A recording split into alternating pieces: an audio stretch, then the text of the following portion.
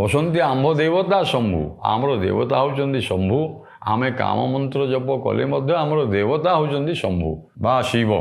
ତେଣୁ ସେ ଶିବ ଆମର ସବୁବେଳେ ଆମେ ଶିବଙ୍କୁ ନେଇକରି ଯାଉଛୁ, ଯୁଆଡ଼େ ଯାଉଛୁ, ଅର୍ଥାତ୍ ବକ୍ଷୋଜ ବା ସ୍ତନ ଯୁଗଳ।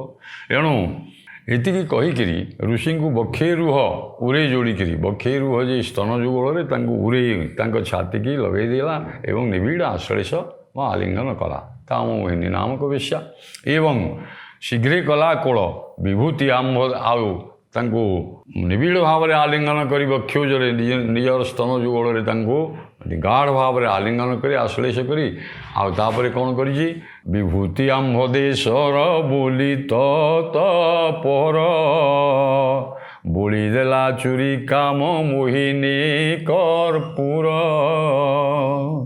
ଭାଷାନ୍ତର କରି ଋଷି ଦେଖୁ ପୟୋଧର